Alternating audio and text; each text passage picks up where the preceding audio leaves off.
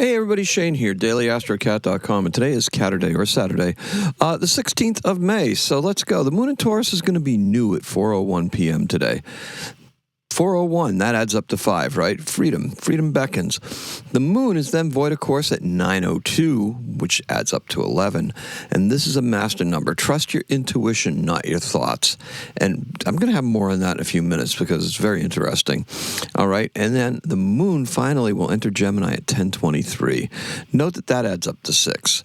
This is considered a number of the heart. So this Taurus moon is giving you a starting point for numerous things, right? The new moon. Business and pleasure related. I'm giving you the numbers because our intuition is going to be strong all day long. And I got more to say about that too. Now, it's because of all these aspects, right? That's because that's what they are. They're aspects. We have aspects to that new moon is a sun and moon conjunct, right? We have Mercury and the moon conjunct as well. And then we had the moon earlier sextile Jupiter, which is part of where the intuition's coming from. Part of it is from the moon herself, because she is intuitive as well. Now, look, I started thinking about recording this at 6:32 in the morning on Saturday, right? 6:32, that adds up to 11 too.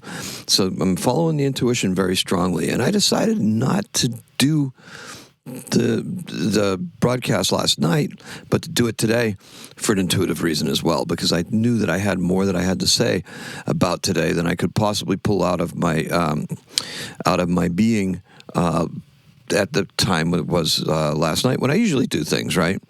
So, and I actually write these about a week ahead of time, but this week has been a little crazy. So let's just talk about the moon being sextile with Jupiter in the morning at 8:39. Now that one I didn't give a time to. I just gave a time to it, but I didn't bother reducing a number out of it, right? So what else do we have going on here? Well, Mars is conjunct Chiron.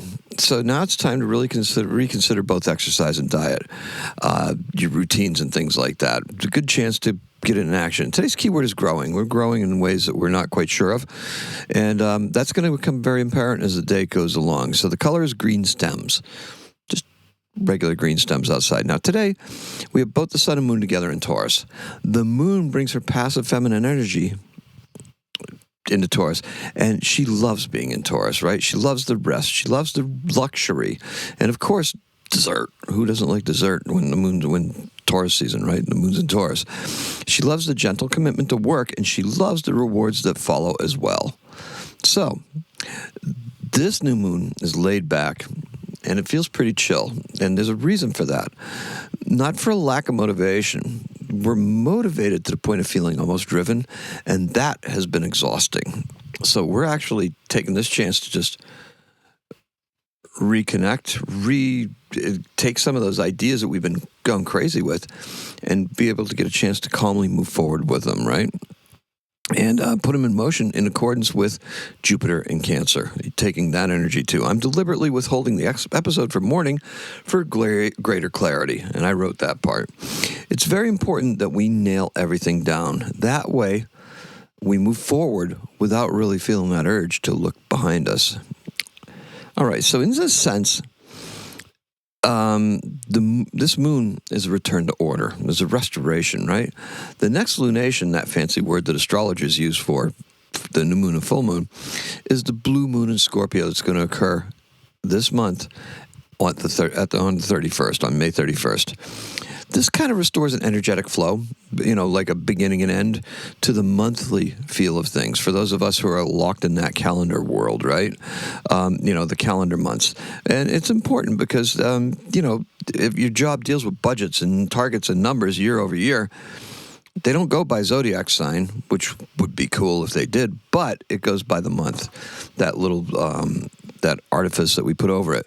Now, remember that black moons and blue moons, black moon is 2 new moons in a month, can occur within signs as well. So there's monthly, which is what this month is, but there's also a new moon or a blue moon by sign. And that's a little bit more rare because just the way that they occur.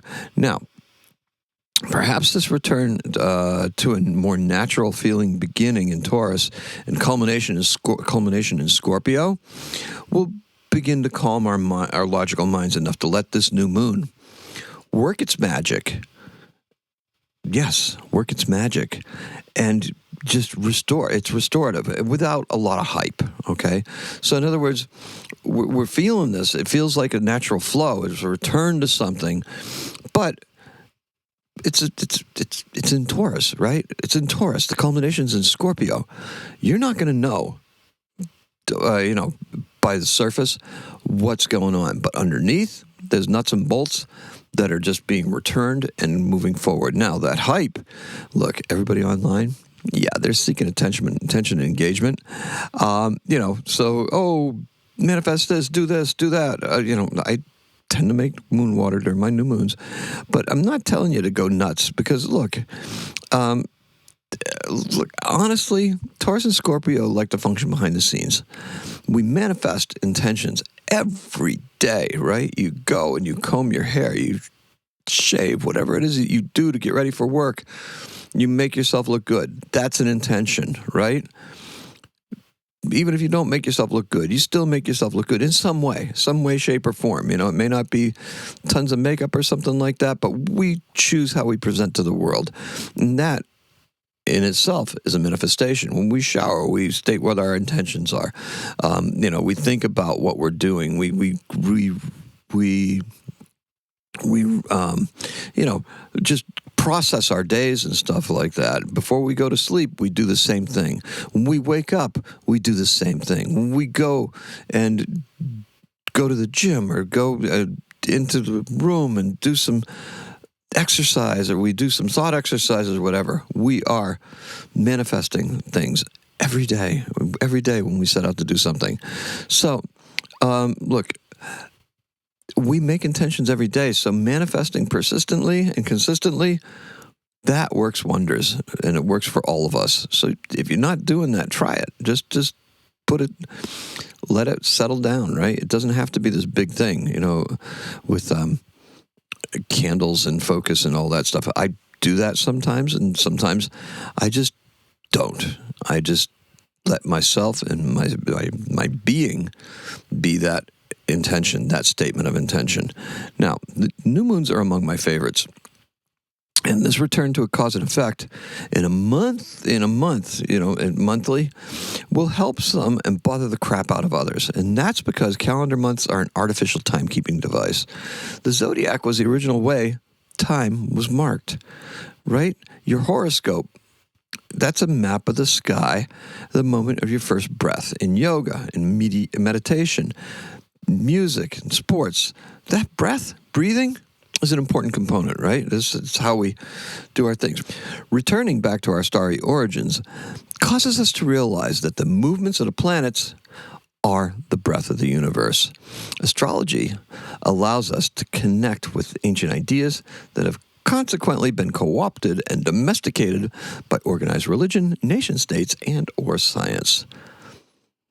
Stay true to yourself. Stay feral. Now, in 1862, the Belgian-French engineer Etienne Lenoir builds the first automobile with an internal combustion engine. I mention this frequently because it just fascinates me that it was 1862 when that first internal combustion engine was produced. Had some steam versions, had battery versions even, but this was the first internal combustion. And our birth is William H. Seward. He's a politician of all things, right? Born in 1801. Died in 1872. He's an American politician who was Secretary of State from 1861 to 1869. You may know him because of the Alaska Purchase, which was commonly called Seward's Folly. That was until they found gold and oil there. Then it was like, oh, brilliant idea. He was also governor of New York from 1839 to 1842. He's born in... The only reason I included him is for this reason right here, though. Born in Florida, New York. Okay, there's a Florida, Massachusetts, too. That's all I have for you. Thank you so much for joining me. Today's keyword is growing, and the color is green stems. I appreciate and love every single one of you. I am so sorry this is a little bit late, but I'm also not sorry because it's going with the flow, it's going with intuition, and it's keeping with my new moon activities. I don't want to call it manifestations because we manifest every day, right? But it's part of my new moon package for you. And that is all I have for you. Today is a 7. Happy astrocatting.